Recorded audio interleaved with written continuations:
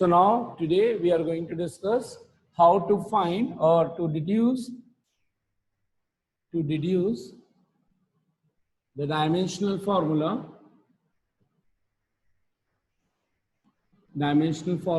for the following quantities. So today's aim that we need to find the dimensional formulae for these given quantities. This is our question. So one by one we'll be solving solution. First, force. So what we need to find? We need to find the dimensional formula of force. So first of all, write the symbol form. Dimensional formula of what we need to do it to find dimensional formula of force means big bracket or square bracket and question mark. You need to find this. So to find this dimensional formula of force, first write the main formula related to force if you know directly. So since we know that force is equals to mass into acceleration m into a. This implies that dimensional formula of force will be dimensional formula of mass into dimensional formula of acceleration, equation number 1. Now here, since dimensional formula of mass is nothing but capital M, and since M mass is involving only one time, so power 1. So this is M1, right? Or simply you can just write simply M1. And dimensional formula of acceleration. Since acceleration is made up of change in velocity upon time interval, and so it would be dimensional formula of change in velocity upon change in time. Change in velocity means velocity, and velocity dimensional formula is L1 t minus 1, which you know it, t1, so it will become L1 t minus 2. Substitute these values from equation 2 and 3 into equation number 1. And if you will be knowing that directly L1 t minus 2, then without finding this, you can also substitute in the equation number 2. So what I'm going to write, by equation 2 and 3 into 1, we will get dimensional formula of force as M1 and L1 t minus 2. Since it is in multiplication, so it will become M1 L1 t minus 2. Dimensional formula of force is M1 L1 t minus 2. This was our aim. So this is our answer. Now, all of you, please always remember that dimensional formula M1 L1 t minus 2. रट लो, हर जगह पे काम आएगा 100%. So just wrote it M1 L1 t minus 2. Let us discuss about the second question. So second is what we need to find. So I'm directly writing now. You have understood to find dimensional formula of gravitational constant. Now, whenever we need to find the formula, we write the main formula of it. If there is direct formula, then we can write directly just like F is equals to ma. If there is no direct formula, then write that formula in which the given quantity which is needed to be measured or which is needed to be asked, or that quantity we need to find. So write that indirect formula. So since we know that, what do we know that? Is there any formula in which capital G comes, gravitation constant, universal gravitation constant comes? Yes. Force is equals to G M1 M2 upon R square. Now, जैसे ही आप ये लिख दो, after that just make the formula for G. जो भी पूछा गया है उसके लिए आप क्या बना दो formula. So how do you get the formula? Capital G is equals to, इसको रोक के रखो, बाकी सबको इधर उधर ट्रांसफर कर दो. So F into R square upon M1 M2. Now what we need to do? Dimensional formula of G is equals to dimensional formula of F into dimensional formula of R square. You can also write here as well. upon m1 into m2. It means mass of 1 into mass of 2 dimensional formula. Now, since we know that dimensional formula of F, now what I have told that remember wrote the dimensional formula of force so that you don't need to write separately. So directly substitute कर दो m1 l1 t minus 2. This is the dimensional formula into what is r.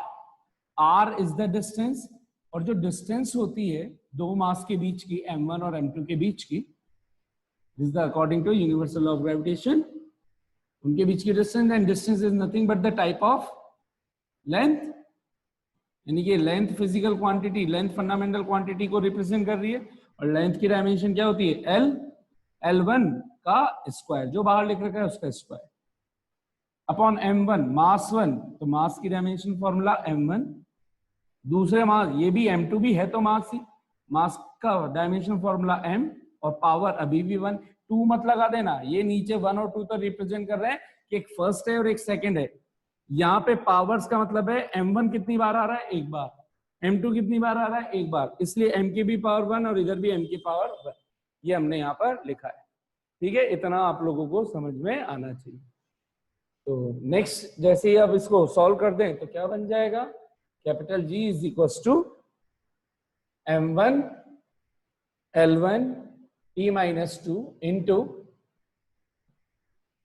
into L1 का square, तो 1 into 2, power के ऊपर power जब भी होती है तो क्या करते हैं मल्टीप्लाई, तो L2 अपॉन मास की पावर 1, मास की पावर 1 इन, तो जब भी बेस सेम हो तो पावर्स क्या हो जाती है ऐड, तो 1 प्लस 1 यानी कि कितना हो जाएगा 2, और ये 2 ऊपर जाएगा तो क्या हो जाएगा माइनस का, और फिर से बेस सेम हो जाएंगे तो पावर्स ऐड होंगी, तो ऊपर तो 1 प्लस का है, ये ऊपर जाके माइनस का हो जाएगा तो 1 माइनस 2, ये भी पावर्स बेस सेम तो पावर साइड ये 1 और 2 ऐड होंगे तो क्या हो जाएगा L1 plus 2 t minus 2, final answer क्या आ गया m minus 1 L3 t minus 2।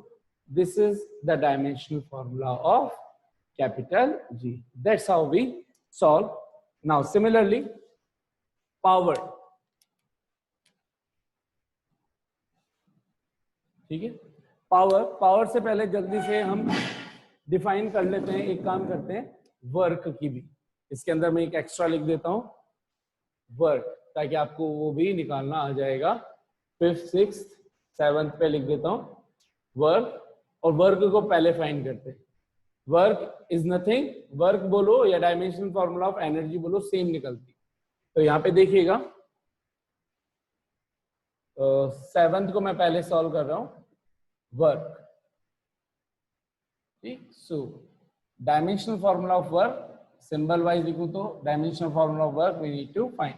सबसे पहले वर्क के लिए फॉर्मूला लिखो, अगर डायरेक्ट फॉर्मूला होता है तो बहुत अच्छी बात है उसको लिखेंगे, नहीं होता तो इनडायरेक्ट फॉर्मूला लिखते हैं, यानी कि जिसमें वो आ रहा होता है। ठीक है, देखो कैसे, सिंस वी नो दैट, क्या जानते हैं, work is defined as force into displacement F into S।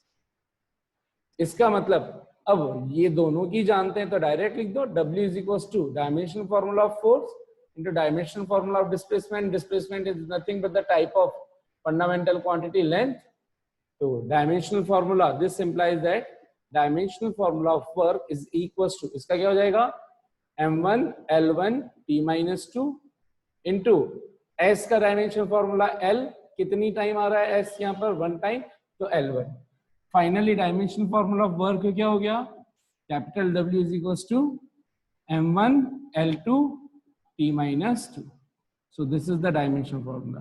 क्योंकि हमें पता है कि जो डायमेंशनल फॉर्मूला वर्क का है यही कन्वर्ट किसी ना किसी एनर्जी की फॉर्म में होता है। So dimensional formula of any kind of energy, चाहे वो काइनेटिक एनर्जी हो, पोटेंशियल एनर्जी हो, हीट एनर्जी हो, एनर्जी दुनिया की कोई सी भी एनर्जी हो, उसका भी डायमेंशनल फॉर्मूला कितना हो जाएगा m1 L2 t माइनस 2। इसको भी रख सकते हैं आप चाहो तो, क्योंकि ये भी मैक्सिमम जगह पे काम आता है। ठीक है, m1 L2 t माइनस 2। अब नेक्स्ट में करता हूं कौन सा, पावर का। पावर कौन सा फॉर्मूला है 3rd नंबर पे, so 3rd what we need to find dimensional formula of power. ठीक है, सॉल्यूशन में कैसे करेंगे, since power is equals to work upon time. Rate of doing work is called power. This implies that dimensional formula of power is equals to dimensional formula of work upon time. Work का dimensional formula हम तो निकाल ही चुके हैं, तो power dimensional formula is equals to m1 l2 t minus 2, और t का डायमेंशनल फॉर्मूला क्या होता है t1, 1 ऊपर चला गया तो फाइनल आंसर क्या हो जाएगा dimensional formula of power m1 l2, ये 1 ऊपर जाके माइनस का और माइनस 2 और माइनस, तो -3 m1 l2 t minus 3। हाँ भाई बोलिए समझ में आया कि नहीं आया यहां तक आप लोगों को?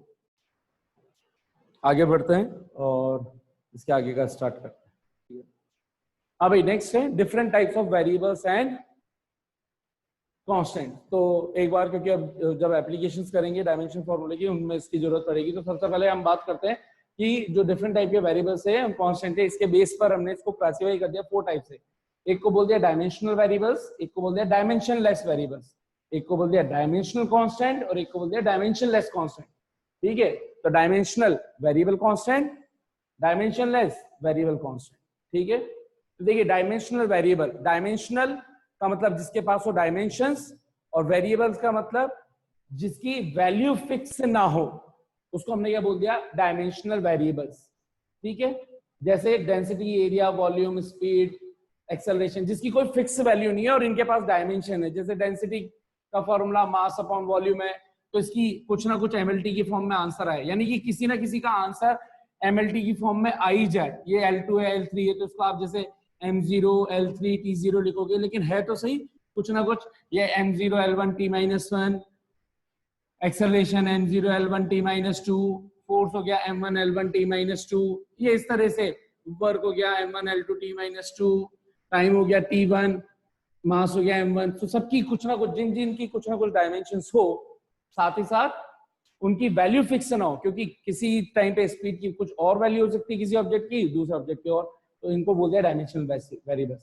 फिर इसके बाद डायमेंशनल वेरिएबल्स, फिर इसके बाद डायमेंशनलेस वेरिएबल्स, ऐसे वेरिएबल्स जिनकी वैल्यू तो फिक्स नहीं है, हर एक ऑब्जेक्ट के लिए उन फिजिकल क्वांटिटीज की वैल्यू डिफरेंट होगी, लेकिन उनकी जो डायमेंशन है वो 0 होती है, यानी कि किसी ना किसी टाइप के ये रेशो होंगे। जैसे मैंने बोला, मान लीजिए रिलेटिव डेंसिटी, तो रिलेटिव डेंसिटी का फॉर्मूला आपने 10th वगैरह में पढ़ रखा है कि density of object upon density of water.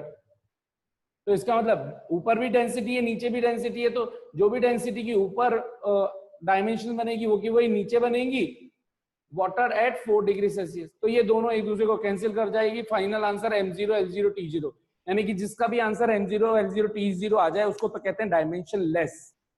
अब वो चीज वेरिएबल है कि कांस्टेंट है, तो रिलेटिव डेंसिटी ऑफ सिल्वर किसी और की अलग होगी, गोल्ड की अलग होगी, इस वजह से strain original length upon change in length upon original length, length का कट जाएगा हर एक की वैल्यू, तो इनकी वैल्यूज डिफरेंट होगी डिफरेंट ऑब्जेक्ट्स के लिए, लेकिन इनका आंसर M वाला M0 L0 T0 ही बना रहेगा, ये डायमेंशन।